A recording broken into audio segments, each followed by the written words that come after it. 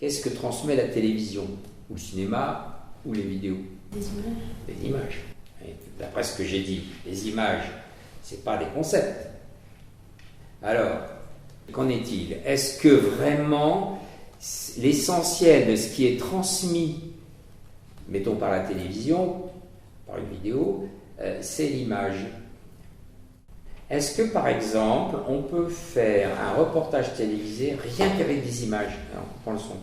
Il y a quand même une information qui est transmise, sauf que cette fois-ci, elle devient plus sujette à l'interprétation plutôt qu'à l'assimilation, puisque s'il y a une parole, il y a forcément une orientation d'idée.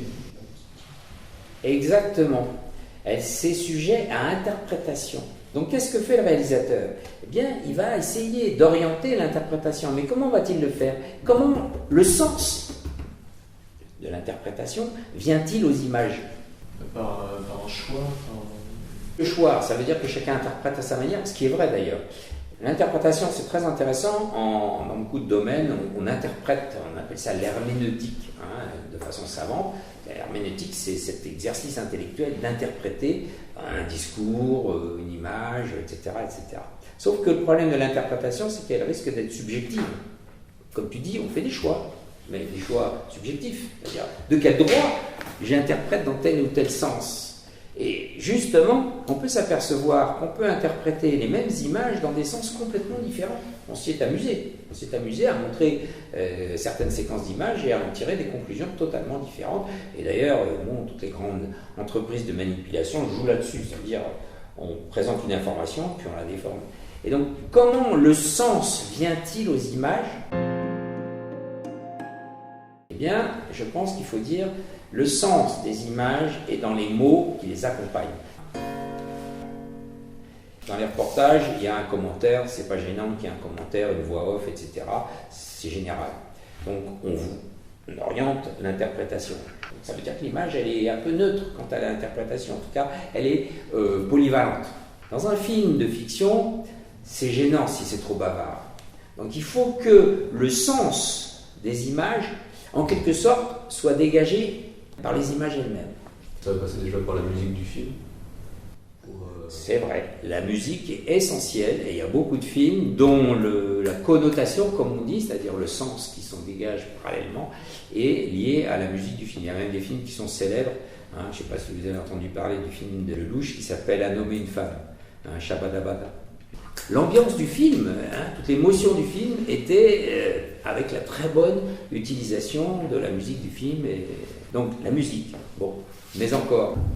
L'image en elle-même, la façon dont on filme, l'angle qui est pris, parce qu'il y a évidemment ce qui est filmé, mais il y a aussi ce qui n'est pas, donc il y a ce qui aussi est derrière la caméra, et ça peut être choisi par volontaire.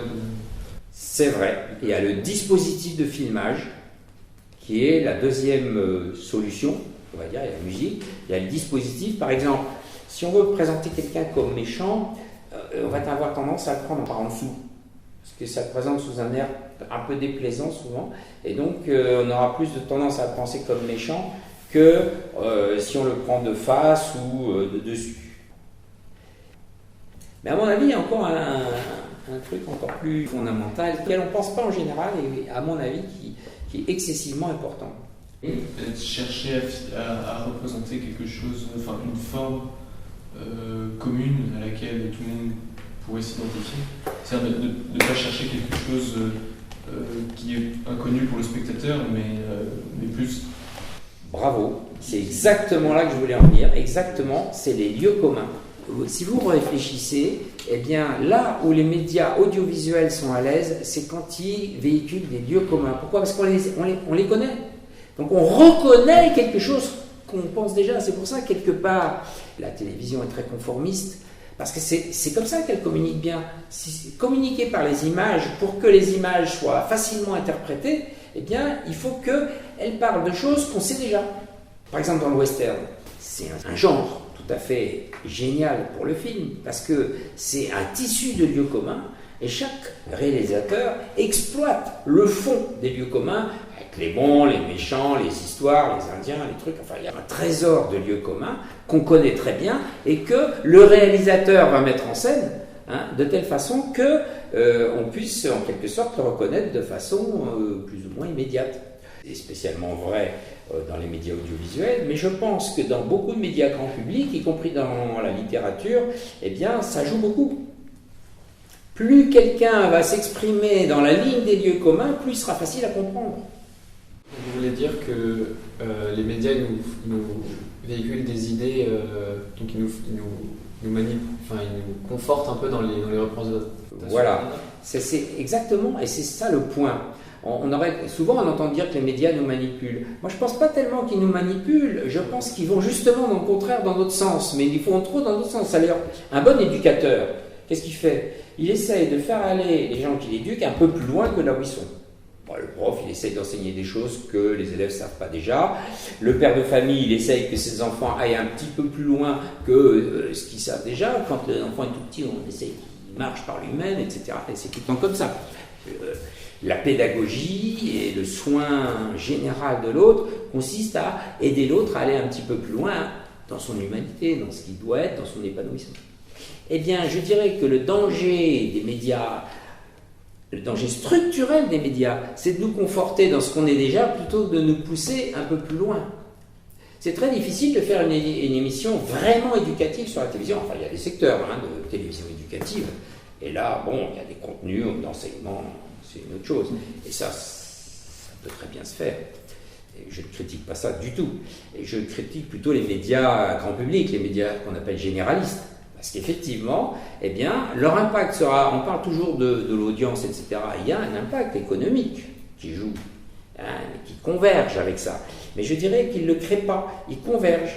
C'est-à-dire qu'un média audiovisuel, un média grand public en général, il a toujours tendance à se glisser dans des zones de lieux communs. D'ailleurs, regardez la presse, elle s'adresse toujours à une famille de pensée qui pense comme elle. Parce qu'on se reconnaît dedans. C'est difficile de lire une presse qui n'est pas dans votre ligne de pensée. Parce qu'on aime bien être conforté dans ce à quoi on est habitué, et c'est beaucoup plus difficile de déstabiliser par ce qu'on ne pense pas déjà pour aller un peu plus loin. Tout l'intérêt de la philosophie, selon moi, la vraie philosophie justement, c'est d'avoir cette exigence de dire, bon, voilà ce qu'on me dit, maintenant, qu'est-ce qui est vrai? Et avec les médias, c'est très difficile de savoir ce qui est vrai. C'est comme avec les politiques. Savoir ce qui est vrai, vraiment vrai, de vrai, c'est très très difficile. Donc la philosophie, elle essaye quand même d'avoir des marges qui sont un peu différentes pour arriver au vrai et pas se laisser trop conditionner par la facilité de la pensée commune. On critique beaucoup la pensée commune, mais quelque part, c'est difficile d'y résister. On est tous tributaires, peu ou prou, quelque part, d'une forme de pensée commune. Maintenant, avec toutes les suggestions, on est amené à regarder les choses qu'on a l'habitude de regarder. Donc ça fait qu'on est vraiment piégé, quoi. Alors ça c'est vrai, et ça c'est ce que je faisais juste allusion tout à l'heure. De fait, il y a quand même une convergence et une collusion entre les intérêts économiques et les intérêts idéologiques. L'intérêt idéologique, c'est la pensée commune, quoi, d'enfermer les gens dans un mode de pensée déterminé parce que c'est plus facile. Et pourquoi on fait ça? C'est aussi parce que c'est plus facile ensuite d'en faire des cibles économiques. De faire du ciblage marketing, quoi. Et donc il y a une convergence, on va dire, entre le marketing économique et la convergence idéologique, je pense. Oui, ça va ensemble. La pensée unique est aussi un résultat d'une pensée mondialisatrice capitaliste, économique.